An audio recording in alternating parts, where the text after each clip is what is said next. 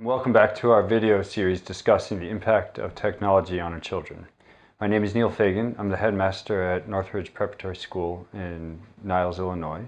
And in this video, I'll be discussing why technology is having the impacts that we saw in the prior video. This entire video series plus a handout with practical implementation steps is all available online at northridgeprep.org/technology. In the last video, I showed you some disturbing trends among children in our society. And pretty much everyone agrees that they're caused by the smartphone, and I suspect most of you wouldn't doubt that. And if you do, there's plenty of studies that show a causal, not only a correlational impact to the smartphones. So I don't want to spend too much time on that. In particular, what I'd like to talk about is two areas that I think are particularly damaging to our students, to our boys here at Northridge, and children in general. And the first one is social media. Why in particular does social media have the harmful impacts that we're seeing? I think there's three reasons. And the first is that it's addictive. And I think we all know this. I think even as adults, we find our phones addictive. I mean, just as a thought experiment, imagine you don't have it for a day. It's probably happened to some of us. You literally go through withdrawal symptoms. You're anxious, you're worried about where it is. It's much more important to us than our wallets. Well, we're adults. Now, put yourself in the brain of a teen and just realize, how much peer pressure matters even more to them, to us who are adults. Social media in particular feeds on this, and it's natural. We are hardwired as humans to want positive feedback. It's a very good thing that it matters so much to us. It drives all kinds of good social behavior, but it does matter a lot to us. And through social media, we get that. This is the equivalent of a Facebook like, it's an Instagram like. And every time we receive one, there's a dopamine hit. And that dopamine is the pleasure chemical to our brain. And we can get literally hardwired to seek that dopamine through social media. And it becomes extremely addictive in the hands of a middle or high schooler whose brains are more prone to being addicted. So social media itself just is addictive. There's another reason though, which is that contrary to its name, it's actually antisocial. And another thought experiment, just put yourself into your mental mode when you're posting, for example, on Facebook. What's going through your head? You're probably thinking about, how's this going to be perceived? Am I looking good? Is this a clever comment? These are all thoughts that are very different to the type of thoughts you have when you're face-to-face with someone having a conversation. In a real in-person, physical, face-to-face conversation, you don't have time for those thoughts. You're much more focused on the other person. You're reading that person's body language, his or her eyes.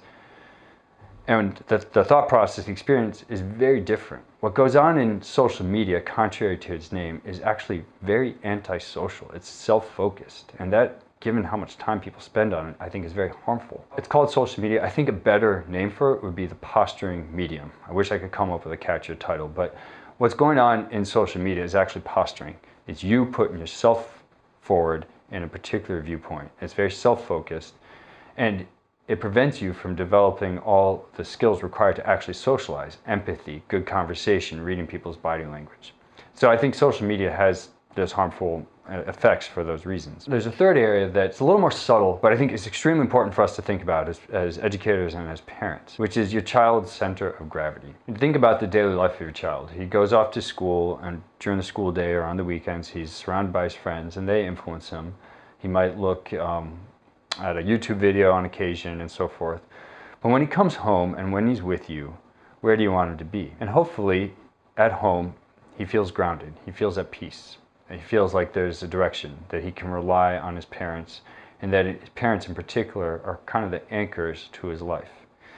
And on the surface level, there might be disagreements. He might, not be happy with you for something, but that's normal. And deep down, you want him feeling like his parents are the most important person in his life, and they probably are, and that his parents' opinion of him and his parents' suggestions matter a lot. I'd say for the typical peer, that is actually, for the typical teenager, that is true. But once he or she has social media, 24/7, his or her thoughts are revolving around his peers. Even when he's at home, mentally, he's wondering what's going on Instagram. What are people saying that he's missing out on? Are people reacting to his photo or his comment in a positive way, or are they bashing him or her?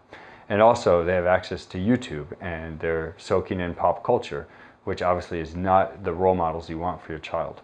So the child's center of gravity, once he has access to social media and also YouTube and internet browsing, I think, shifts from his parents to his peers. And you do not want other teenagers being the anchor for your child's life.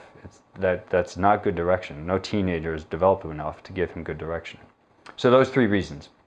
It's addictive, it's actually antisocial, and it shifts the center of your child's gravity from you and his home to his peers and pop culture. Dr. Twenge, who I referenced in the previous video, took the thousands of students who were in one particular survey and grouped them about where they prioritize their time. Those who spend more time in sports and exercise, or doing homework, or social media, internet, and so forth. And then she said, for each of those groups, how likely are they to be unhappy? And then you can come up with either likely to be unhappy or not. Now, not unhappy could mean they're happy, or it could just mean they're not unhappy, somewhere in between. So we're just going to say how likely are they to be unhappy or something else, and we'll just call that fine. And when she looked at how they use their time, here you can see the data. Every form of screen use meant they were more likely to be unhappy. Especially social networking and internet use meant almost 60% likely to be unhappy. And by the way, this is most teens. Most teens fall into that category. And those, obviously, who prioritize their time on sports and exercise and religious services are much more likely to be fine. Not a huge surprise here, but it's stark. 60% more likely to be unhappy. Two things in particular I want to point out. And the first is this. Look at where TV use falls. I think a lot of parents have an assumption that, hey, I grew up watching TV. I watched too much TV. I shouldn't have. Wasn't good for me, but I turned out fine. And now today's screens are just the new TV. They'll turn out fine. And I hope that's true. But look at the difference between those who spend too much time on TV and those who spend too much time on social media or internet or texting. Huge difference. Smartphones, screen time on smartphones is a much more immersive, addictive, antisocial behavior than TV, and it's playing out there in the data. So that's one takeaway from this. The other is that the data we're looking at here is from 8th graders. Dr. Twenge ran the same study for 10th and 12th graders. And one very interesting thing is the impact on social media. And so here you can see it. On the bottom, there's 8th graders, 56% more likely to be unhappy. 10th graders, 40% more likely to be unhappy. Still very bad.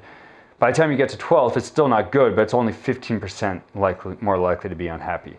The impact of social media is drastically different from the time you're in middle school to the time you're ready to graduate high school. And the implications for when we should allow our children to actually have access to social media, I think, are quite clear.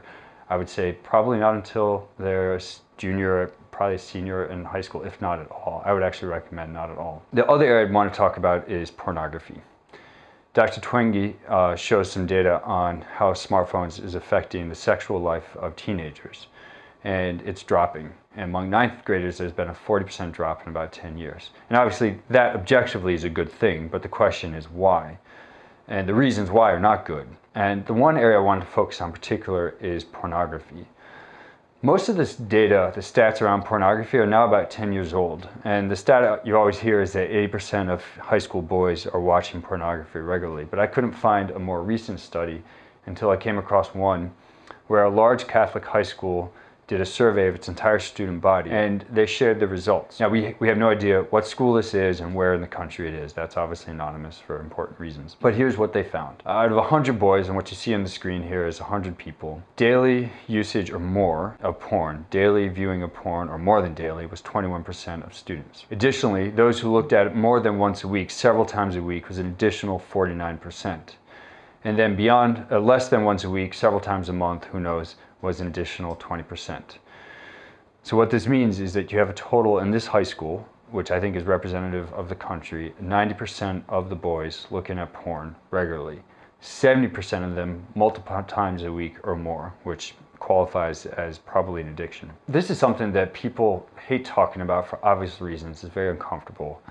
Now, many people think, look, porn's not good. Nobody wants their child in it. But is it really that bad? You know, when I was growing up, I got a hold of my uncle's dirty magazines and I looked at it, and no, it wasn't good, but I turned out okay.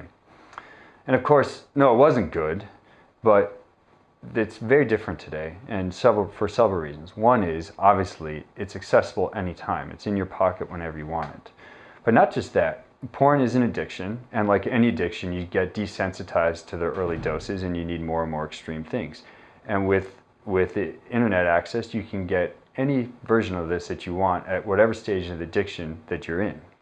So it's extremely addictive now, and it's a lot easier to access. And of course, it's scary what happens as you get desensitized to the standard porn and you look for more and more grotesque and violent, and you can take it from there. The impact are serious on these areas you can see on the screen. The ability to relate to girls decreases dramatically. Their interest in girls decreases dramatically. Their self-esteem, their self-confidence, their sense of self-worth decreases dramatically. And this makes sense.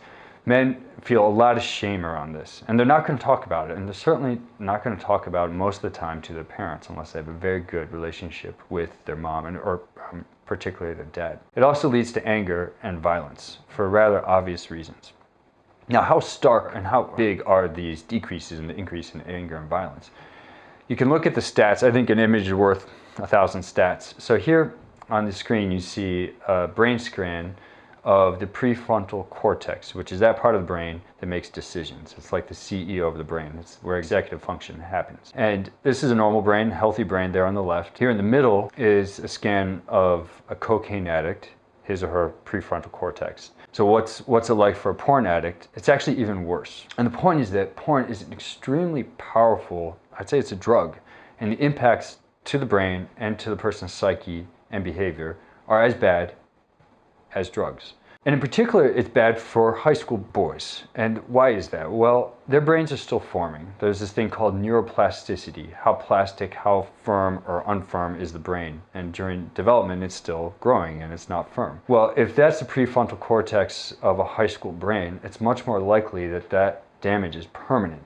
In an adult brain, it can be remedied more easily once you get off porn. In a high school brain, you're much more likely to be hardwired for addictions in the future, whether it's addiction to porn or other substances. So this is something that we absolutely do not want for our children, and it's important to protect them against. What's the point of these two videos? The smartphone's impact is real and serious. Introducing technology is a significant step when you do that in your home, and it's not to be taken lightly. But I don't think this is a crisis. Technology is a good thing, and as long as we act prudently, it's not a crisis. But if we don't act prudently, I do think we are facing a crisis among our children today, as this data shows. So in the next video, I'll start talking about when, why, and how to introduce technology. Thank you.